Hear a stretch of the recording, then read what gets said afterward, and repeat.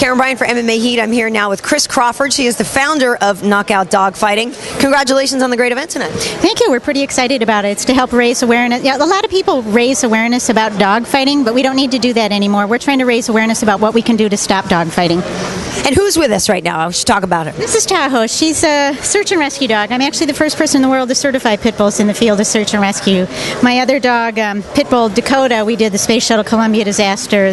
Lacey Peterson. For 6 years, we were the most active search dog team in the country. What do you think it is? I mean, obviously, I guess I have my ideas why pit bulls have such a bad rap. A lot of bad people have pit bulls. I mean, they're one of the most loyal breeds, and a lot of people abuse them. So, unfortunately, that's what happened. You abuse any dog, and they're going to get a bad reputation, but a lot of bad people gravitate towards this breed. How long ago did you start the organization, and what was the sort of instigator for you to get it going? Well, the name of the nonprofit organization is called For Pit's Sake, and I founded that back in 1997. And it originally started out to train pit bulls for search and rescue. But then I started, we'd go into schools, and all the questions were about, do you fight your dog and all of that stuff? So we started addressing the kids a little bit more. Then after the Michael Vick case happened, a lot of people were publicly defending him by equating dogfighting with mixed martial arts, which couldn't be farther from the truth. But you and I know that, but a lot of the general public doesn't either. There's a lot of the same misconceptions with MMA fighters as there are with pit bulls.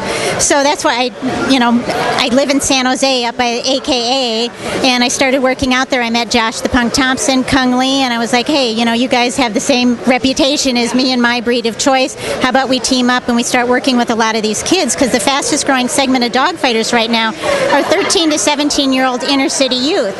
And what better way to teach kids that it is not a sign of strength, power, or greatness to abuse or torture animals by having the toughest guys on the planet tell them that.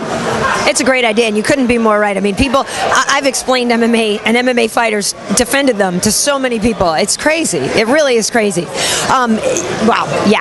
So where would you like this organization to go? What would you like to happen with it? Well, we're trying to expand across the country. Because we're trying to knock out dogfighting.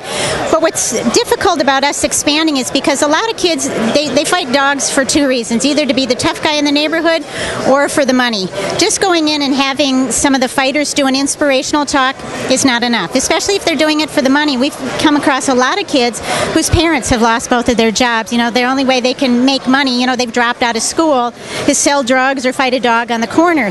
So by telling them, no, you shouldn't be fighting dogs, doesn't stop that. So we have to provide them with the resources, the vocational training. So what we do is when we go into a community, we team up with like the Gang Prevention Task Force, who has the vocational training, the substance abuse training. So we're able to provide them those resources. If they're doing it to be the tough guy in the neighborhood, we get them in our MMA and our boxing program, which teaches them about self-discipline, respect for others, and and then just the physical fitness component makes them feel more confident about themselves, and they can go back into the neighborhood and say no to those types of things.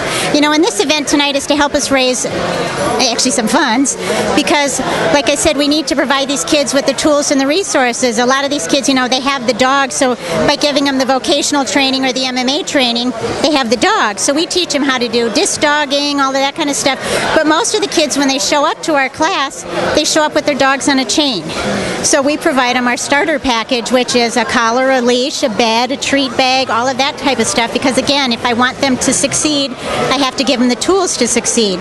When we get them into our MMA or our boxing program, we got to give them the gloves, the headgear, and all of that. So that's what this is going to help raise money for that. Plus, we have a rescue facility for dogs that we've rescued out of cruelty situations. So we're trying to get it spread across the country, and we need all that stuff in order to do it. All right, well, good luck to you, and congrats on the event tonight. Thank you, and thanks for stopping by.